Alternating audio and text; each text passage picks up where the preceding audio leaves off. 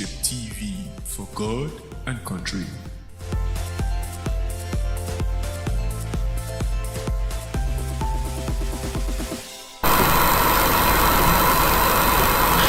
Welcome back to Edo State in Leadership Studio, where we are analyzing the ongoing Edo Guba election taking place right now in the heart of Edo State.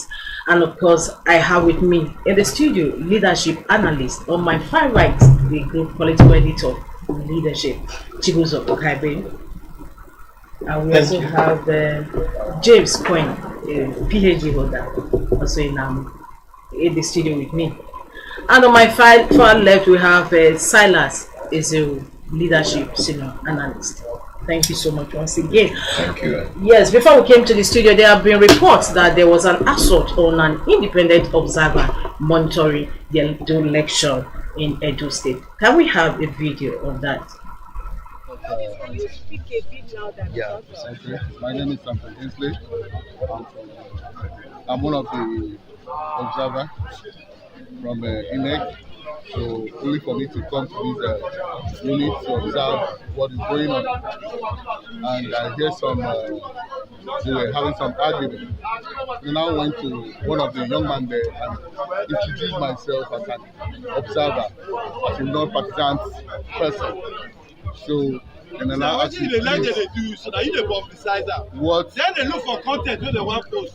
What is happening in this place? The guy said that this is just for the past 20 years. Only, and they tell you, play and down. Only for me to see, only for the guy to just turn and give me blow. He blowed me. He started malhandling me. So I have to call for the police for them to come and do their job. They did not give any attention. So that was what resulted in the whole misunderstanding. And look at how he messed me up. So this is my whatever. So I'm not a party member. I'm not affiliated to any party. Yes, you just watched the video of an assault on an independent observer in the ongoing Edo Guba election. However, in reaction to that, the DIG Frank Umba has this to say. Just tell us.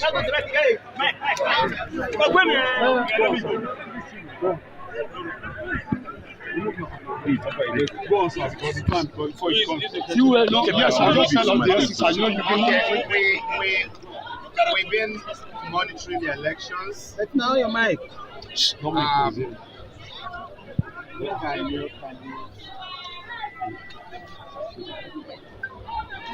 We've been on the streets monitoring the elections, and we've visited a couple of polling booths. But now your mic. Keep quiet. So far, so good. We've seen a large turnout in a lot of the places we've gone to. We've seen very large turnout in others, and there have been some places where the turnouts were quite low. But for us, our major concern is around the security of the elections. And I am so far encouraged and impressed by what I've seen. Areas where we've received minor complaints, we've risen up to the challenge, and we've been able to fix those ones. We're still out continuing on our monitoring. We are cautiously optimistic that all will end well, that have begun well. Thank you. Thank you very much. Yes, welcome back to Leadership Studios of Edo State. What do you have to say about that? Because that's an isolated case of an assault that is actually taking place, a violence taking place. Before this time, in that first edition of this program, we talked about vote buying and one person now. Now, with this recent development, what portends for the other observers in the state? Yes. Okay, I think it is a very sad commentary that, before now we've been quite optimistic and we've commended the people of the state, voters. at the way they carry themselves, their peaceful disposition, so far and all of that. And we've also said, okay, voting, vote buying and selling, incidences haven't, come to the fore. So for this to come up, clearly, it does appear as if it's an isolated situation, but yet it stands to be condemned. Yes, it's worrisome. Seriously. Stands to be condemned seriously. So I think maybe these are things the security agencies to pay more attention to ensure that people who even want to play whistleblowing shouldn't be victimized because of we should be encouraged to come out and point out these things. Not just about the vote buying now, even for other activities that are untoward with regards to the elections. People should be encouraged to come up and speak. So the security agency should ensure that people who want to do this are protected so that they can. Yes. And following this development, we also have the Labour Party deputy governorship candidate calling on the IG to withdraw Bernard Igwe now, according to him, to avoid crisis. It's the same thing with PDP. I think PDP is the one actually making that call. Is it not this too early? Well, it's already late in the day. Rather. And the Labour Party global candidate, deputy governor, also made the same similar call. What is happening here? Well, don't forget that Bernard Igwe was just recently promoted to the position of AIG. Hitherto was the Commissioner of Police, FCT. Well, exactly. These are things that it's left for these people making these allegations to provide concrete evidence of compromise on the part of these people that these officials they have accused, because we just can't keep having people make claims that are not substantiated. Agree that there's a trust, there's a just concern. Sorry, before you go on, let me read some part of this press statement issued by the Edo PDP. He said PDP's demand is necessitated by allegation in a section of the media and across Edo State that the AIG has been reportedly positioned by the APC to provide cover for APC thugs to attack collation centers and compromise election results in favor of the APC. This is coming from snippets from a press statement by Edo PDP. We also have another one from the deputy Labour Party deputy governorship candidate Alhaji Kadiri, also accusing APC of vote buying. The Labour Party's deputy governorship candidate in the ongoing Edo State election, Prince Asamau Kadiri, son, accused the All Progressives Congress of vote buying. Prince Kadiri said the party engaged in desperate measures and saw firsthand the incident being perpetrated by the APC in Auchi and other parts of the Edo North District. Prince Kadiri disclosed this after voting in his ward in Auchi. Ward 1, Unit 6 noted that it is sad that the APC is engaging in vote buying in my unit, and the reports available to me across Auchi and the Edo North District shows that the APC is buying votes for 10,000 naira. Now, Silas, earlier on in the program, we did say that it was only one person that was named, but coming from the Labour Party deputy governorship candidate, it's quite alarming. Yes. Even before the... And sorry, even in that Auchi Sako, we also in the first segment of the show did say that EFCC, the senator representing that zone, Oshomole, had the EFCC officials there. But what's happening? Are they not seeing what is happening? Yeah, when you have a heavy deployment of security, they can either serve one or two purposes. They can reinforce a state-sponsored attempt to hijack power. They can also work to protect the vote. So it depends on what the mission is. Yes. Actually, you don't need that kind of number of people Yes. to secure a vote. Just, we need those kind of people to go to where there's war in Nigeria, in Uganda, and so on. But when you deploy them in such election, and you can see observers complaining that they reported to the police that they've been assaulted and nothing is happening.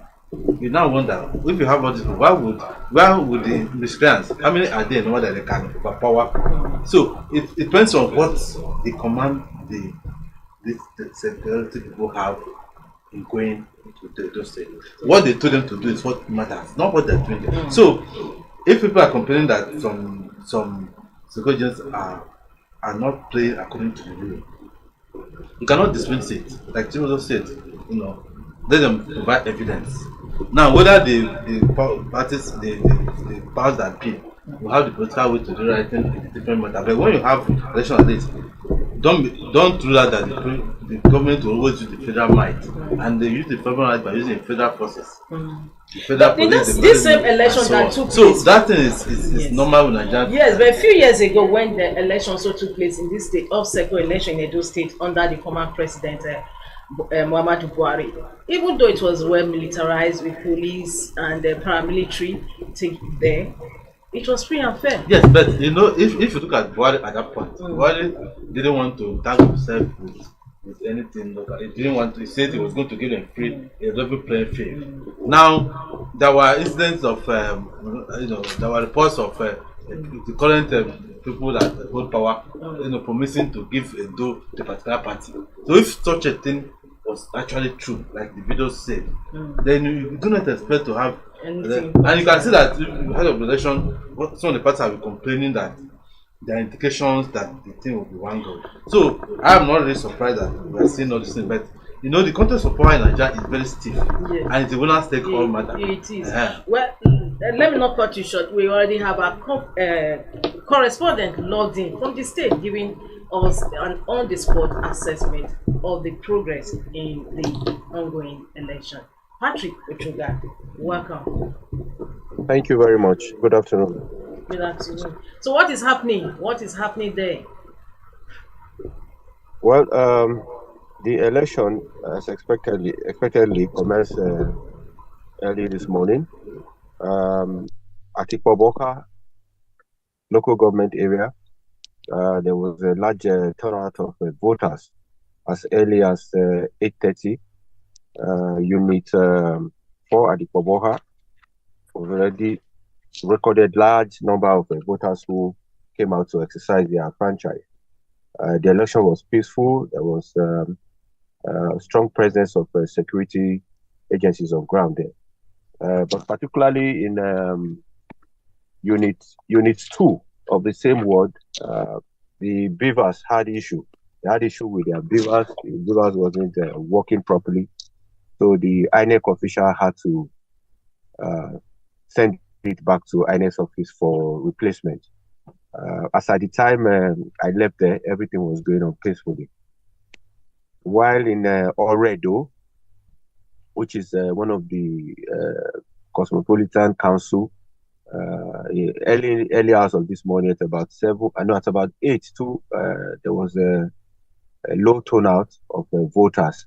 INEC officials arrived early enough. They had their materials set up, and voting started immediately after accreditation at about 8:39 thereabout.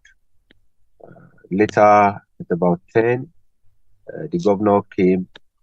He did his accreditation, and he voted.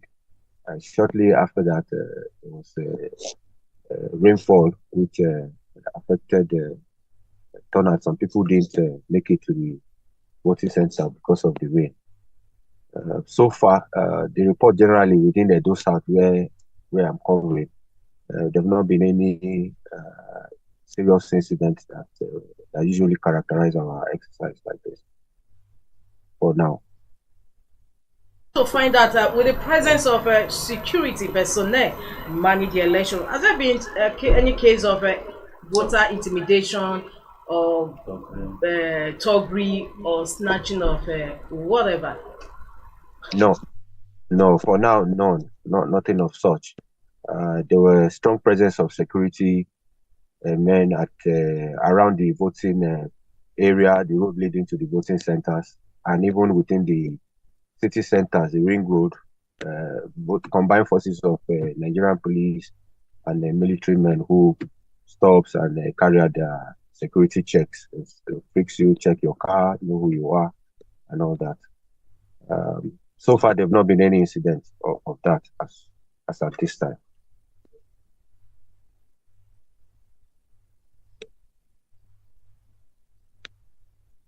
Can you hear me? Yes, I can hear you. Okay, could you give us a sense of a comparison of sorts with the turnout for the last general Edo elections in the same vicinity where you're covering and what we have today? Do we have more or less now in comparison? No, we have less. If we're going to compare with the turnout, especially with the last year 2023 presidential election. I think basically it had to do with this fear of violence. You know, the campaign build up to this election have been characterized with a lot of threats, attacks on opponents by political party thugs. So it's further heightened fear.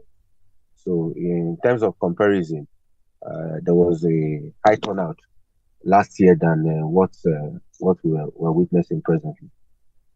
There was this apathy. Monitored what the governor said after he voted. What was his impression of the exercise?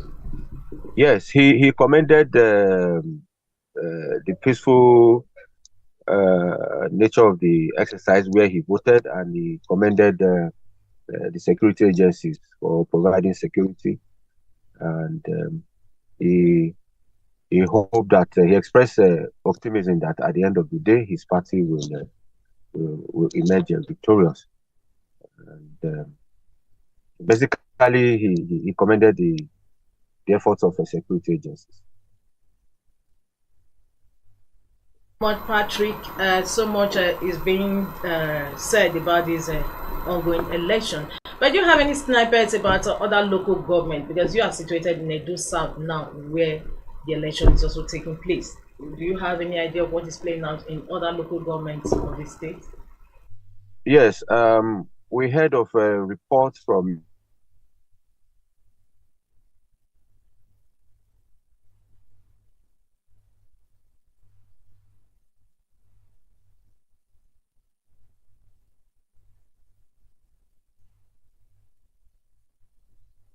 that Beavers as one of the units there did not function and became an issue. While in Edo Central, report reaching us indicated that there are incidents of vote buying too. People were buying votes between the range of 10,000 naira, 5,000 naira, depending on the political party.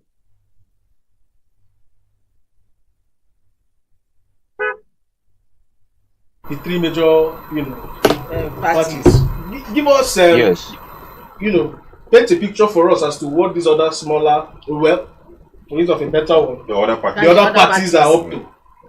Just give us an insight as to what you think is playing out within, the larger frame. Well, for the other parties, smaller party, if I may use that word, their presence is not much felt. Not much can be said about them because some of them did not really, have what it takes, the resources to go around to campaign like the three major parties, the APC, the PDP, and the Labour Party. Not much can be said about them because the concentration basically was just on the three parties I mentioned, APC, PDP, and Labour. Okay.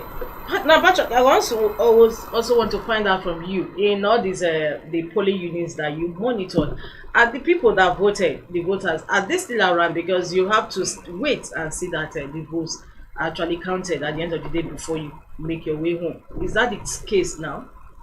Yes. Before the election, there's been a sensitization towards that. So most people, after they voted, they are still hanging, waiting around to guide their votes up to the collation centers. Most of them are still around. As at the time I left Ikoboka. And even the candidate was assaulted by the security personnel. Even the candidate of the Labour Party, Olumide Akpata, equally raised that concern too, that INEC and security agents should allow all parties, their representative, to have access to the collation centers you know, and with that, he said that if that is done, then it will give credence to INEC talk that they are going to ensure a free level playing field and transparency in the election. I wanted to just, in the eve of this election, there were reports of withdrawals by candidates. Did that did that affect what has happened, what is happening so far in any way? Well, the report of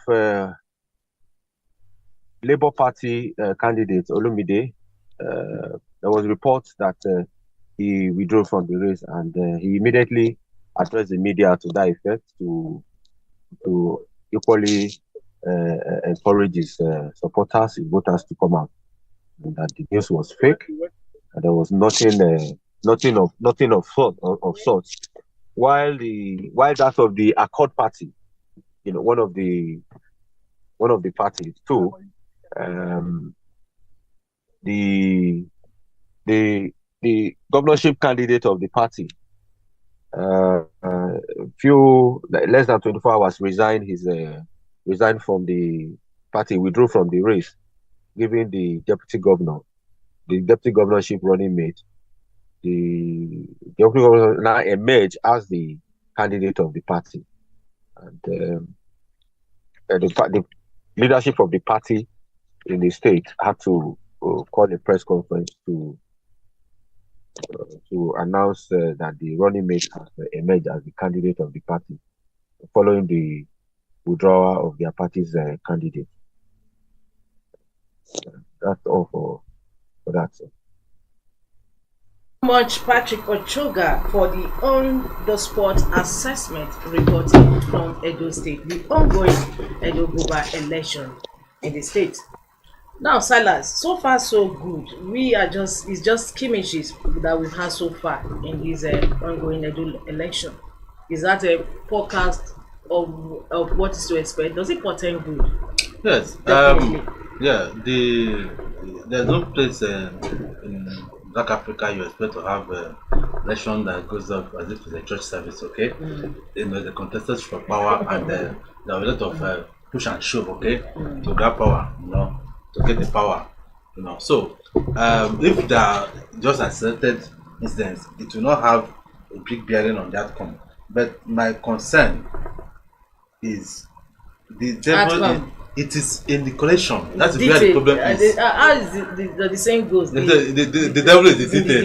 It's in the collection area, and that's why you can see that the Labour Party. And ask Patrick, do we have people there? Because we really have to wait and see how it's collated. Yes, it said people waited at polling units to see that they are. Yes, now that's one side. Then you can see the Labour Party candidates saying that the INEC should allow all the party agents to be there. So if INEC, if the parties have their agents and they are not allowed to be at the place where these things are being cooked, that's why they cook the figures. Yes. If there is going to be any cooking, if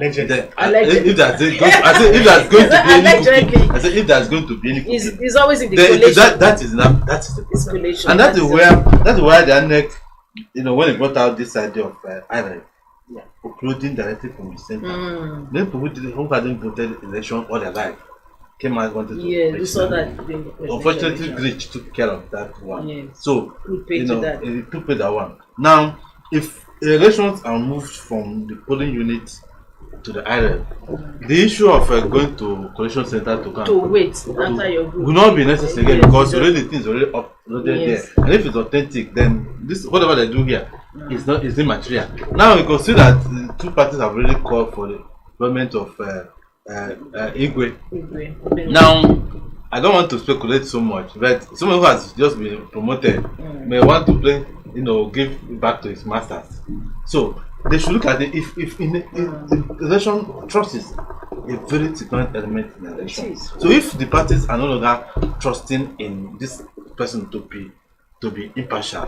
Maybe they should look at them and put somebody there that can win that trust to them. Because whatever happens, whether they win freely or fairly, they will say that they have announced it, they have already called that these people are trying to do something wrong here. So maybe we should look at that. If the man is, is showing signs that he's likely not to be trusted, they should remove him and put somebody else there, so that the parties in this contest will be comfortable that their interests are being protected. Thank you so much. Now, there's this saying that the heavily flawed electoral system in Nigeria has been the bane of development in the country, because it's heavily flawed. It throws up all manners of leaders that we have here today. So, what are your thoughts on that? Starting from well, the heavily flawed, because you have leaders that come by crooks to impose themselves on the people. No, but it goes back to certain fundamentals. If you ask me, how do we appoint the umpire? And I think this debate has been on for a very long time. Recommendations have been made several times that it should be weaned off the hands of politicians. And by politicians, I mean even the president. But the umpire must have to be appointed by someone. Exactly. Yeah, so, but there have been recommendations as to how he should emerge. Yes. It shouldn't just be so prerogative of one person who is also wearing two caps, a political cap and the what do you call leadership cap. And a leadership cap. So that is one recommendation. There's also the question about maybe the same should be done for the IG of police, so that it doesn't just be in the hands of a few people. There are a whole lot of things. And even judges, because according to the former a member of the House of Assembly, I watched her speak during the celebration of APC, and he said that we have judges that are politically exposed. And at the end of the day, you don't expect them to give. Exactly. But I think ultimately, because we can do all of these, and if at the end of the day you still have persons or individuals who are set in a certain way. And don't forget, in this country we have a senator doing his validity speech. He said his wife being a president of a court. He has helped to influence decisions. So if you don't have people who are molded in such a way that they are set on doing the right things, even when you put all the structures in place, they might still find a way to circumvent it. So that is why it's just broader than let's change the way we appoint this person or we change that person, because there's also the question of the role the political parties will play, and the role of every other stakeholder has to play in ensuring that these things are done perfectly. Somebody was talking on the TV the other day that if we ensure that the implementation of the electoral act as we have it today, just up to the tune of 30%. If you ensure that it is implemented just about 30% mark, we might not have some of the issues we are having here today. But because people deliberately they seek out to undermine the process, willfully and deliberately to achieve power. That is why we have all this. And perhaps it goes back to the perhaps bigger problem of the cost of governance with regards to why people want to be in office. Because it's too juicy. It's supposed to be a place to serve, not a place to go on. But because that place has become a big pot for everybody to eat, so you will do everything it takes just to get there. So when you have that kind of system, and without giving back, there's no evidence of democratic dividend. I'm also going to go over to James. James, what are your thoughts? Because talking about flawed electoral system, which has turned out leaders that are not supposed to be there, and that's bane of Nigeria's development. Like I asked you, so I want you to also share your thoughts on that. Well, the way I look at it, the issue of vote buying, the issue of electoral malpractices or fraud, as you call it, is systemic. Systemic in the sense that, for instance, we saw the election that, sorry to intrude on your thoughts, we saw what happened in South Africa recently. As the election was taking place, we saw it was being uploaded real time, and you were seeing the results, and many Nigerians were like, oh, how I wish this would also take place in Nigeria. okay, anyway, that partly or partially took place in the Edo general election when IREF was fully experimented, because it started with a by-election in Nasarawa State, a constituency in Nasarawa State. Then the next major election that IREF was just run was the 2020 Edo governorship election. But when you look at the issue of electoral malpractices in a country like Nigeria, where we're a third world country, is associated with all the challenges of a developing nation, because people are living in abject poverty and penury. The poverty which I can say that is state intended, because why wait until election? Because people who are elected, we have cases of lawmakers always cry that they are first pointed to whenever assessment is being made. But on a general note, we have people who are either appointed or elected in both the legislature and the executive arm of government. That some people, their people at home hardly see them. The only time they come around is during campaign and during election. And the people know that these dividends of democracy, they don't get it. What they get is what is given to them on the day of election, unfortunately, however.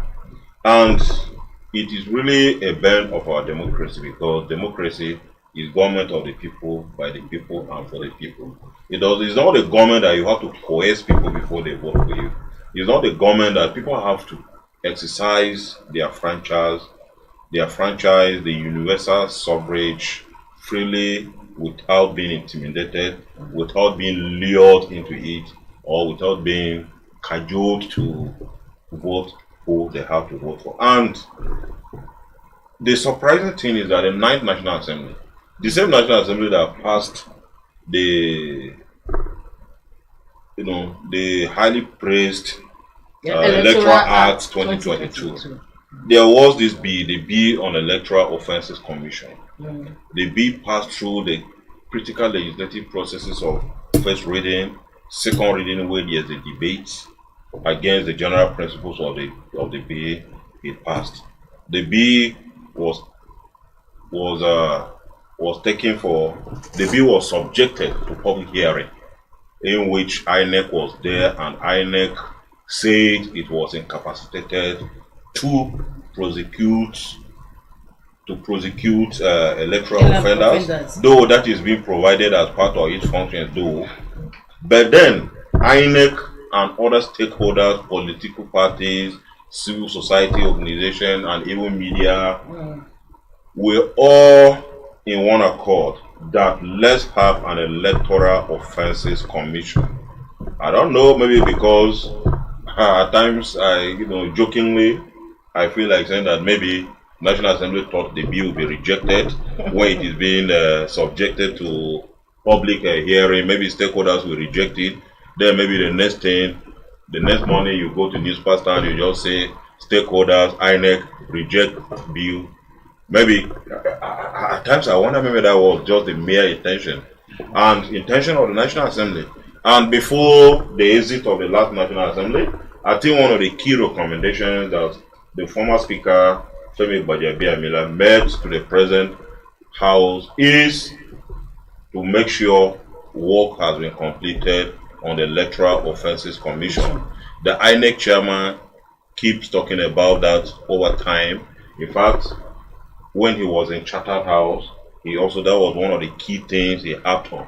That there are improvements. We have an electoral act which is very promising, but Electoral Offences Commission, a body that will be solely concerned with punishing those who have committed different form of electoral offences, must be in place to make sure that we stamp out the electoral illegalities, the illegalities or the electoral offences, electoral malpractices that are perpetrated during before, during, and even after an election? No, I'm going to Silas now. Silas, is there a way forward? Can we ever have an electoral act that, even if not 100%, because there's nowhere in the world you can have a law that is 100% correct. Now, is there any way going forward we can have an electoral act that is at least up to that Nigeria can begin to have credible electoral process? Yes, this question you asked now, Israel has even passed answered it.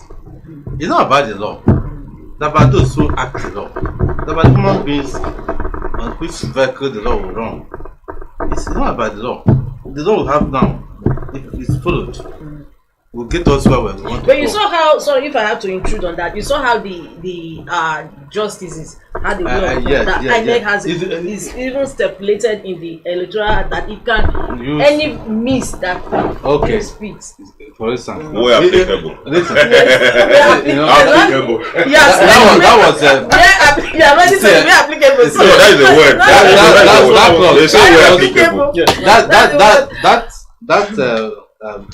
That loophole was introduced in that election, in that act, in order to just achieve a purpose, and they used it to the maximum. So what I think should happen is that those people that we've seen, okay, just close them. Make sure that the only way to stop criminals is to use technology. They cannot control. And they don't want technology. Even so, even before the whole National Assembly, senators moved against technology. Nigerians had to battle them from outside. They don't have network. Nigerians had to battle them from outside. Apart from the presidential election, which glitched to go back, the other election were fairly okay. Because technology coming to before now. See, I come from Enugu North in the Enugu State. I remember when some contestants would sit down at the foot of their car, bring the INEC forms, correct ones, and fill them in front of people, and that's what we read on the A for us. And this is how the election is done. So we have passed that level. We are not reached the promised land, but we are still going, one by one. I think that the way forward is to use technology and close the gap. Let the election be what? Let it be technology driven. Let it be observing the just have been shown, so that those points, collection points where people can go and put the figures, will not even be available again. So once you do that, you have to an extent close the gaps. Now, but coming to the question you asked about, the issue is that we can have credible elections in Nigeria if the political actors want to have credible elections. They don't want to have it because a lot of people know that the system we operate in Nigeria does not punish offenders. So the best way for Nigeria to go forward, and it's not going to work because the greatest offenders are the people who are in charge. When the greatest offenders are those in charge, how do you expect them to put the things in position that will punish themselves? Nobody wants to self-destruct. You understand? So we just they will keep pushing the system, keep asking that when they make God help us to put a God fearing person there, so that you can. So when the former president of America Nigeria said Nigeria doesn't need strong institutions, not strong personalities. But I think we need strong personalities to embrace strong institutions. Yes. I'll give an instance now. Now we're talking about jam. We knew Nigeria when jam was what it was. We also knew that when somebody was there. We also come to where individuals have come to make things happen there where it had not happened before. So we also knew strong individuals, strong in the side of good. We also have strong individuals on the side of bad. Let's have more strong individuals on the side of good that will pull the institution to do the right thing and put structures in place that those who are coming will not be able to truncate what they have put in place. So gradually we won't have a perfect system, but let's have something that is acceptable.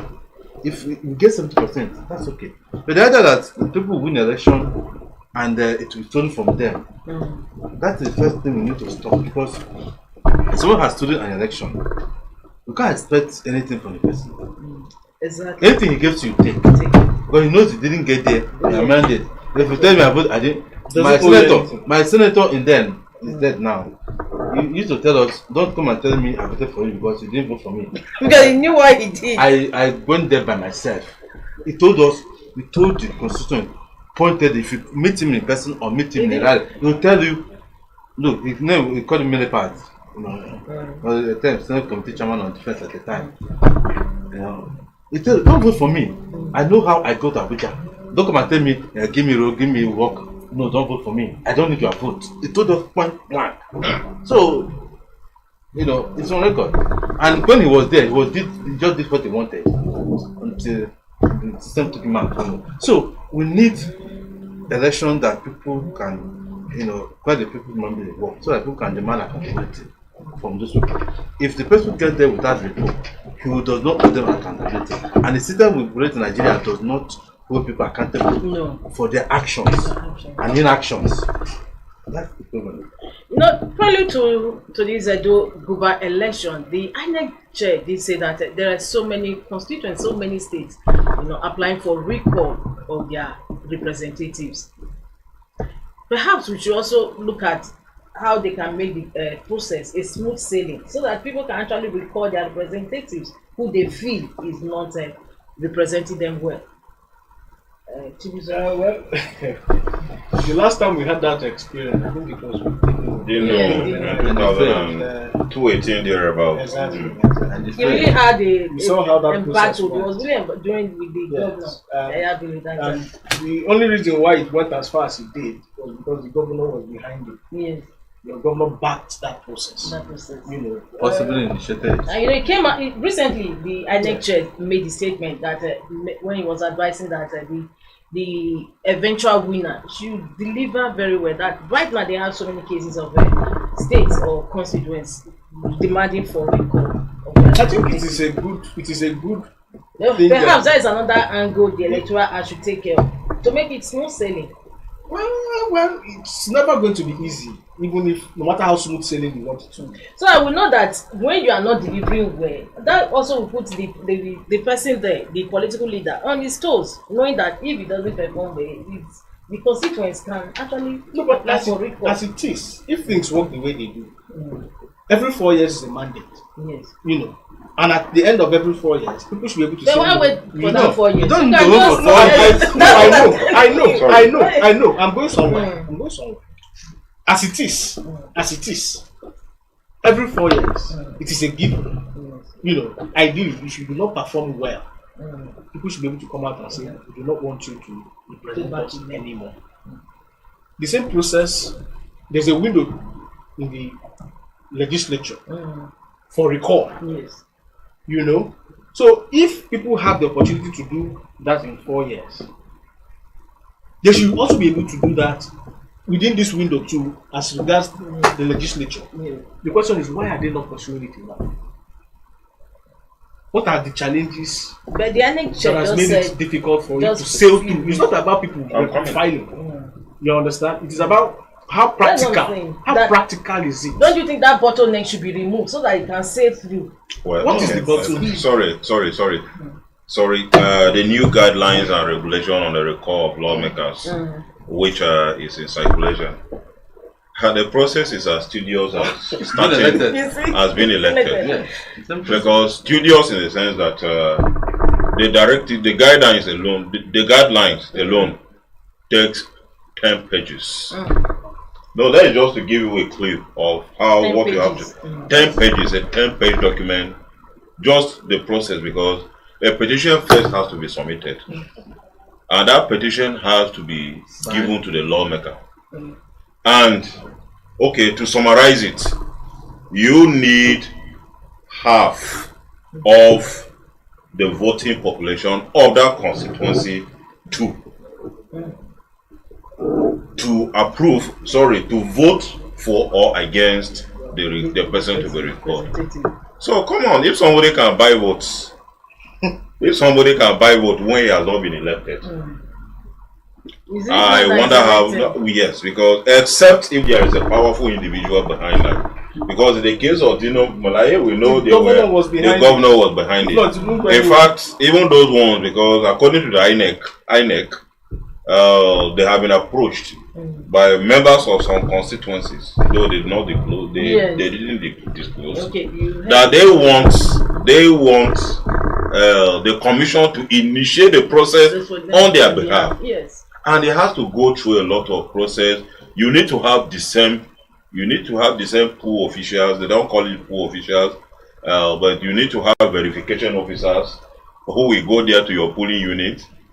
At the end of the day, they will move the whole thing. The same process of election. At the polling unit, they will move to the registration area, that is the ward. Then they will come to local government, and there's a process in a constituency involving more than one local government, like 3.